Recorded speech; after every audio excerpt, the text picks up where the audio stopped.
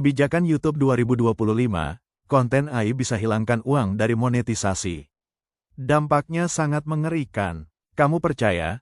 Cukup pakai AI, template animasi, upload video tiap hari, lalu duduk manis, dan dolar mulai mengalir dari YouTube.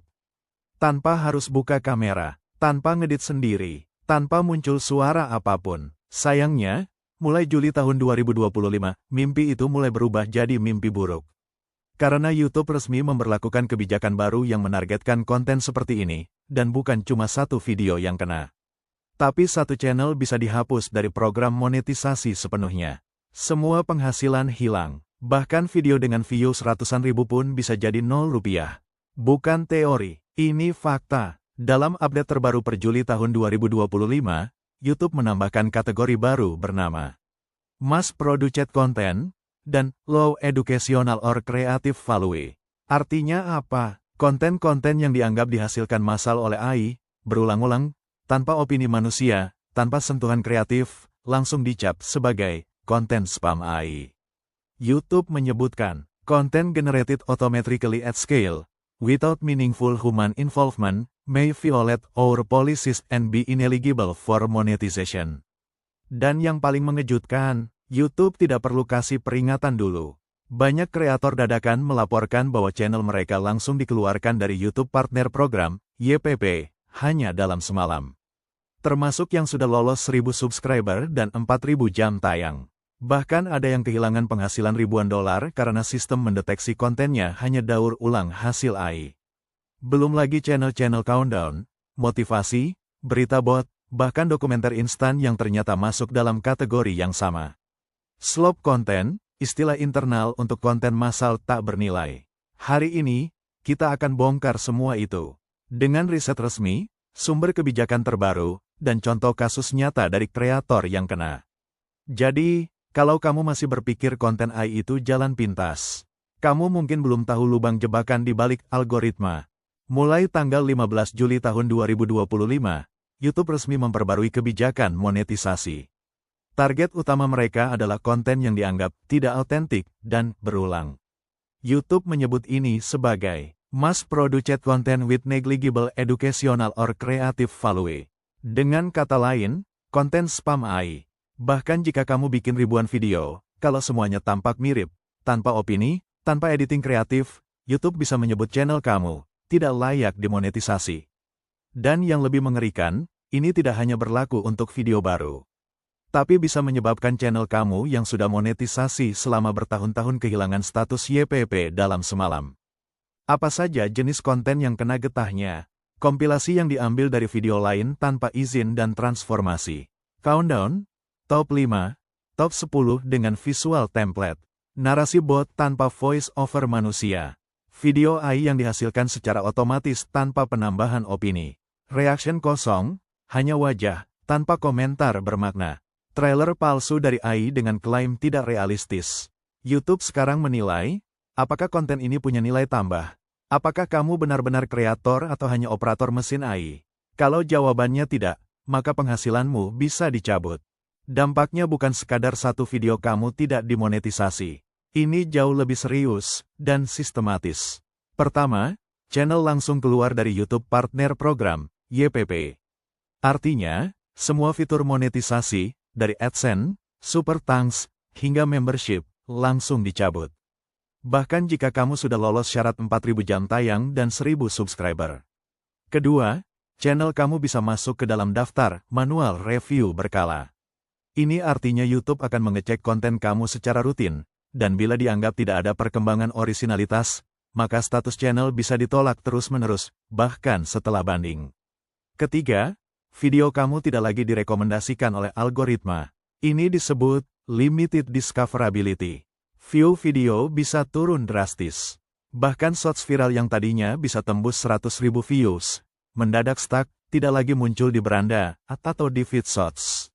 Keempat, monetisasi benar-benar bisa nol, meski views tetap tinggi.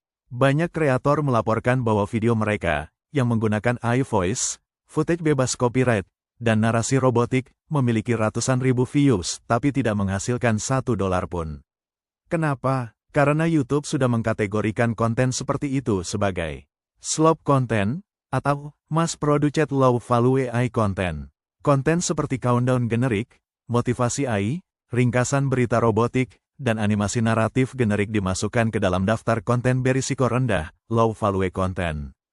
YouTube menjelaskan ini sebagai automatically generated content at scale, with minimal human input, may be ineligible for monetization due to low educational or creative value. YouTube Health 2025 Update on Monetization Policy. Dan bagian paling kejamnya, banyak kreator mengaku tidak mendapat notifikasi atau peringatan apapun. Monetisasi hilang tanpa pemberitahuan resmi, hanya muncul di dashboard sebagai channel not eligible. Kamu pikir bisa banding? Banding boleh dilakukan, tapi hasilnya ditentukan oleh tim manusia yang mengecek kualitas seluruh channel, bukan hanya satu video. Dan menurut laporan kreator Insider YouTube, once a channel is flagged for low-value content, even original future uploads may not restore monetization unless there is a significant content overhaul. Artinya, sekali dicap spam AI, channel kamu bisa mati secara ekonomi. Jadi, kalau kamu main-main dengan konten instan full AI, tanpa strategi, tanpa suara manusia, tanpa nilai tambah, YouTube sekarang bisa mencabut semua potensi penghasilan kamu. Bukan cuma hari ini, tapi seterusnya. Tapi tunggu, YouTube nggak melarang AI sepenuhnya. Bahkan, YouTube mengakui bahwa AI bisa jadi alat bantu yang powerful, asalkan digunakan secara bertanggung jawab. Berikut yang masih boleh dilakukan dengan AI di YouTube. 1. Gunakan AI untuk menulis skrip boleh, tapi hasilnya harus diedit dan diberi sudut pandang pribadi. YouTube menyebut ini sebagai editorial input atau added commentary. Contoh yang baik, kamu pakai ChatGPT buat riset topik dan kerangka naskah. Lalu kamu menambahkan opini, fakta tambahan, atau gaya bicara khas kamu. Contoh yang melanggar, naskah dari AI langsung dibacakan robot suara, tanpa edit, tanpa opini, lalu diunggah massal. 2. Gunakan AI visual seperti gambar atau animasi boleh, tapi harus digabung dengan narasi manusia atau ide unik. YouTube menyatakan bahwa use of AI-generated visuals is permitted when paired with commentary or explanation. Contoh aman, gambar AI, seperti Midjourney atau DALL-E, dipakai sebagai ilustrasi untuk video edukatif kamu sendiri. Contoh pelanggaran, 100% video diisi gambar AI random, tanpa penjelasan, lalu upload puluhan video semacam itu.